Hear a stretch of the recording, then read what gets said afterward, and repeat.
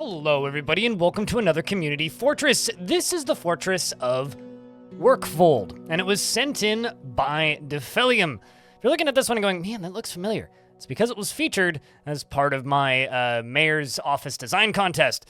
But that is over now, and most of these fortresses were also sent in for me to have a look at on this show. If you would like to send in a fortress for me to have a look at on this show, you can do that via my Discord server. There's a link down in the description. There's a room in that server called DF Save Sharing, where you can send in fortresses for me to have a peek at. I kind of go through them in order, so it might take a little bit for me to get to yours, but just simply follow what everybody else is doing, and I'll probably give it a look. All that being said, something else that's worth watching on my Discord server is occasionally we host Dwarf Fortress build contests. So if you'd like to take part in one of those, keep an eye on the DF Design Contests room as well. Let's dive into the fortress.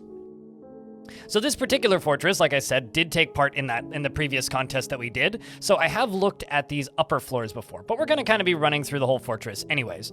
This fortress was nicknamed Water Park, but it goes by Workfold. It has 72 dwarves, including a mayor, captain of the guard, and various other nobles. When we fly around on the outside here, we can actually see that the dwarves are currently running around and picking up or harvesting greens for the fortress itself. We can see that the fortress, for me, at the very least, runs at a steady 100 frames a second. This CPU is an absolute monster.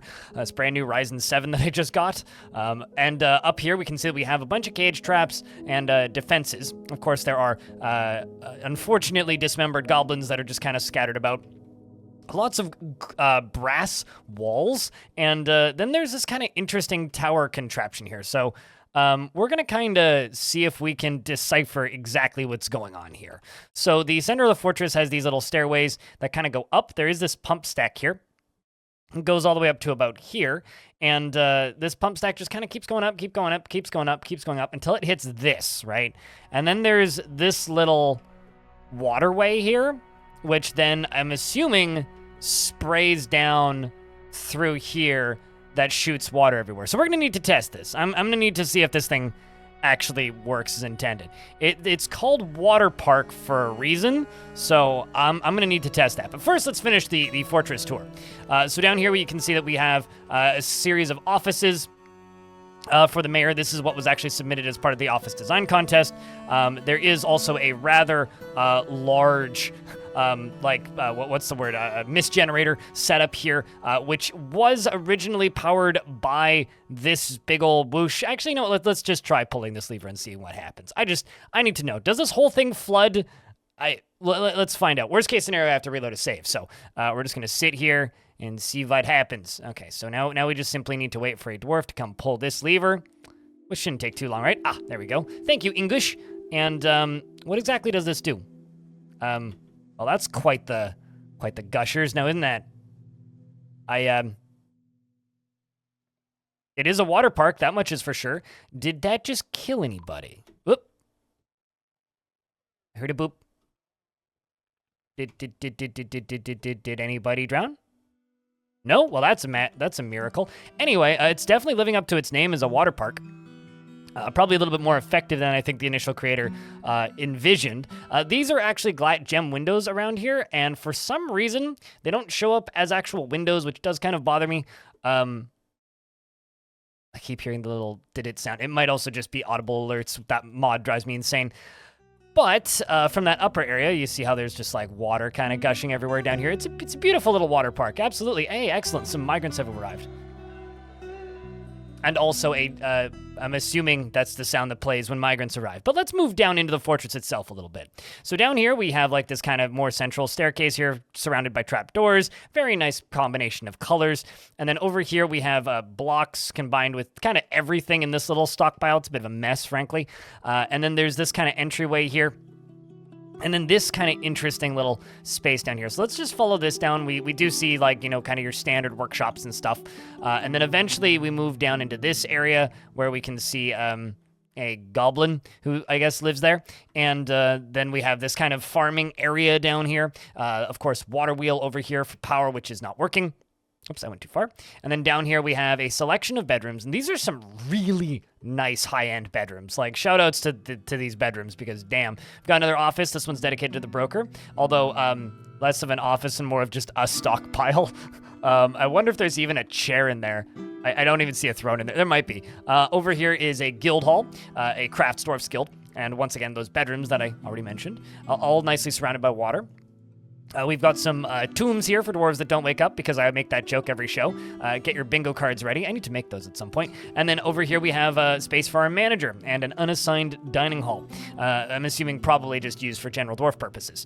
Down here I'm assuming this is a trash bin. Nope, it is not a trash bin, but it is a lockable little doorway here, which does kind of go down this way. There's another Gushers floodgate down here, as well as some other things. And we can see, once again, the rest of those bedrooms in the middle. We can keep moving down. And then in the center here again, just more bedrooms.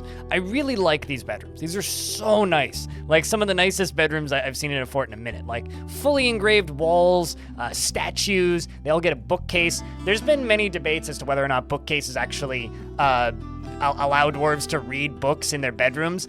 And I can tell you basically for a fact that no, it doesn't, unless you also connect that zone to the library, but then anybody can walk into the bedroom, right? So like if you have a library zone, you can go here and you can click this little plus arrow and be like, I want to associate this bedroom with the library. And let's see, there's the library. So now this dwarf could take books into here and read, but so could any other dwarf. So you might not necessarily want to do that, but like you could do that if you want dwarves to be able to store books in their bedroom.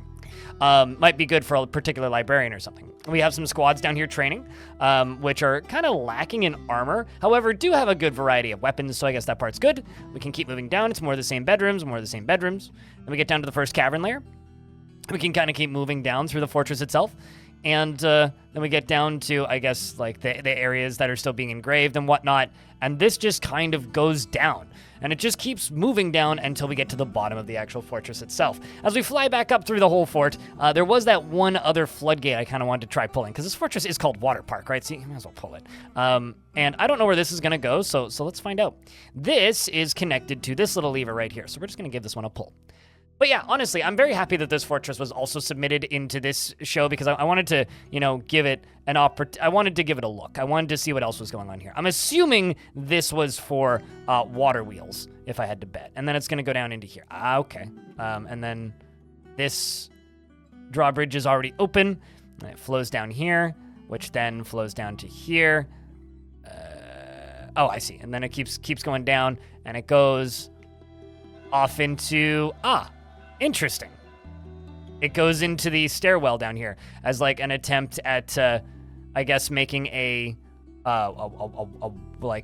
mist generator in the stairs. I mean, that's not the way I would have done it, but hey, it seems to be working though. I mean, it's flowing down. Extra mist generator, you can't hate on that. And then, like, also the water that I'm spraying everywhere up here on the surface. Yeah, this fortress runs really well. I'm kind of surprised considering how much water and liquid stuff is going on. Get yourself a Ryzen 7 if you wanna see the game run this fast. But geez, thank you very much for watching this episode of the Community Fortress. If you would like to see more videos like this, I do have a very large playlist of them. We're getting close to 100 of these, believe it or not, and I have no intention of stopping making them. So if you enjoy watching fortress tours like this, as surface level as many of them are, thank you very much for watching, and I hope to see you in the next one. If you want to support this channel directly, become a patron. It costs you $2 a month to get in these credits. Cheers.